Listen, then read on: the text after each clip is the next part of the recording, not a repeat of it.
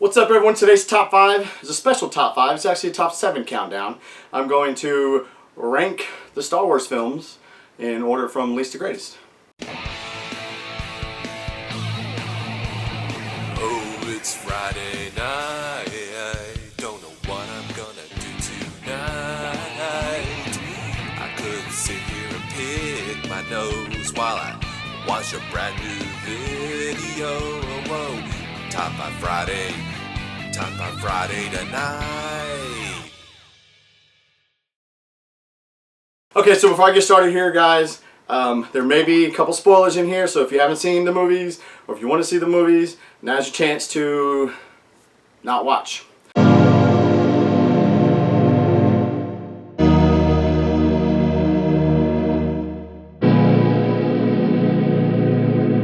Okay, so you've had your fair warning. Let's get right to it. Number 7, Episode 1, The Phantom Menace. My reasoning for this is not, probably not what everyone else is going to say. Everyone else says the movie sucks, I personally don't think the movie sucks. The movie, for what it is actually a pretty good movie. You got to look at it like this. It's the beginning of a new trilogy. It's a setup movie. Is it as good as, part 2, part 3, or episode 2, episode 3, 4, 5, 6, 7? No. If the movie was a standalone movie by itself, then it would actually be a pretty damn good movie. Unfortunately, it has to be compared to itself. And what I mean by that is it's a Star Wars film. There's a certain standard when it comes to Star Wars films. And Episode 1 just did not live up to the first 3 before it, 4, 5, and 6. It's not even Jar Jar. Was Jar Jar a little annoying? Sure. But Jar Jar was something that Lucas put in for the kids. It wasn't for us, for the fanboys, if you will. So, Episode 1. Number 6, Episode 2. Episode 2 was infinitely better than Episode 1. It was obviously not as good as the rest, or I would have ranked it higher.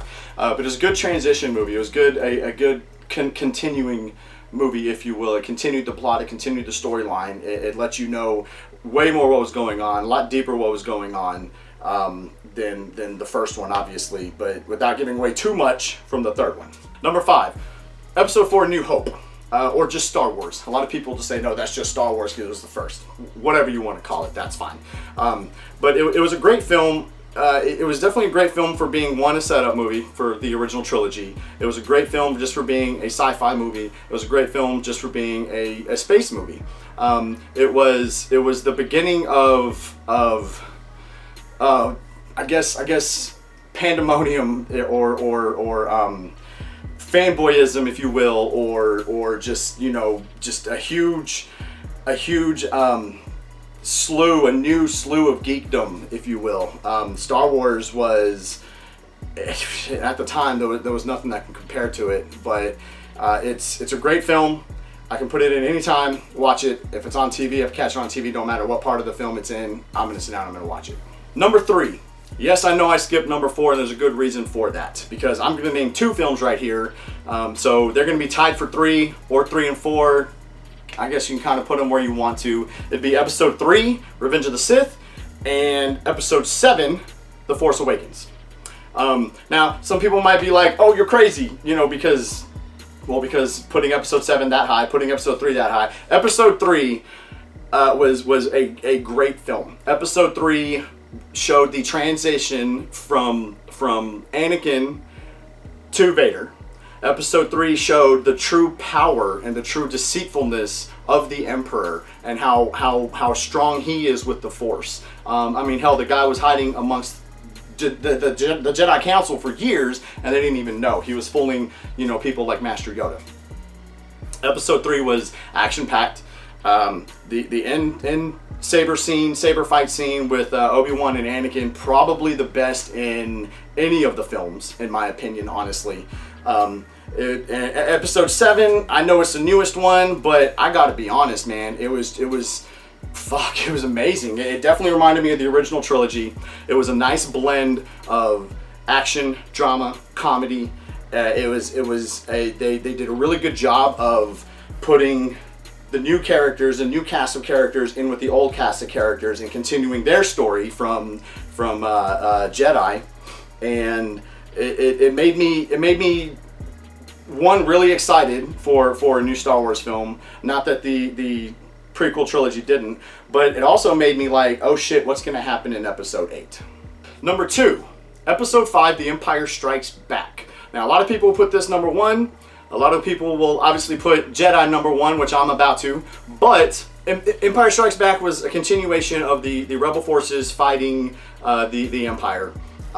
Their forces were stronger. You know, you saw guys like Luke and Han. You saw their characters mature a little bit more. Even Leia. Leia was kind of you know, bitchy, I guess, in Episode 4. You see her character really start to develop and mature, and same, like I said, same with Han, same with Luke, who are the 3 main characters, obviously, in this film. Obviously, you've got the reveal that Vader is his father, and back in 1970, what was it, 8 or 79, 80? That was huge. That was a big fucking deal. That was, you know, the biggest curveball in cinema at the time. It was crazy.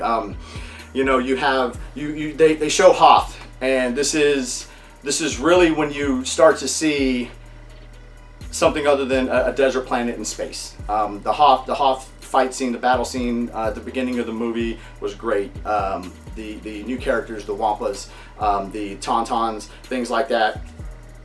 It was just. There was no better way to continue the story from Episode 4 to 5 other than Empire Strikes Back. Obviously, you have Han, who gets captured, turned over to Boba Fett. He gets turned into carbonite. You know, you see Cloud City in Episode 5. Again, another example of, hey, it's not just a space movie. It's not just, you know, there's not just this desert planet, Tatooine, whatever. You see other planets and other habitats start to and I know you saw that in other movies, you know, especially the prequel trilogy, but at the time in you know, the 80s, early 80s, you didn't see that. You didn't see that until this film. So Episode 5. Number 1, obviously there's only one movie left, Return of the Jedi. Episode 6. Why Return of the Jedi? Because why not Return of the Jedi? Return of the Jedi, in my opinion, is when you really start to see characters Return of the Jedi is when you really start to see characters develop. And I know I said that about Episode 5, but this is like, you take Luke, who in Episode 4 was just a whiny, bratty kid. Okay? He just wasn't happy with where he was in life, what he wanted to do in life. He couldn't do anything. He was a really whiny, bratty kid. Episode 5, he matured a little bit. But Episode 6, you see an adult. You see an adult Luke. You see an adult Jedi. You see someone who is really taking in the Force and learning the Force and channeling the Force to you know, what he wants to be, which is a Jedi. You know, the light side. Again, and in Episode 6, you really see the Emperor and his evilness. You see that there's a lot of kind of backstabbing that's trying to happen there, because you got Vader trying to turn Luke to the dark side, say, stand by my side and we'll rule the galaxy together. And I take that as, hey, join me, we'll get rid of the Emperor, and it'll be me and you. Then you got Palpatine saying, Luke, hey, join me by my side, we'll rule the galaxy together. And that, I took that as him saying, join me, we'll get rid of Vader, he's going to be insignificant. There's a lot of backstabbing going on in this film as far as that's concerned. Again, you see new planets, you see Endor, you're introduced to the Ewoks, which again, Ewoks, you know what those were? For the kids, just like Jar Jar Binks. But whether you like the Ewoks or not, it was a nice little, I don't know, addition, if you will. You see things like the Biker Scouts. The Biker Scouts are some of the coolest looking troopers, in my opinion, them and the snow troopers. But you see the bikes that they ride on. You know, you got the bike chasing.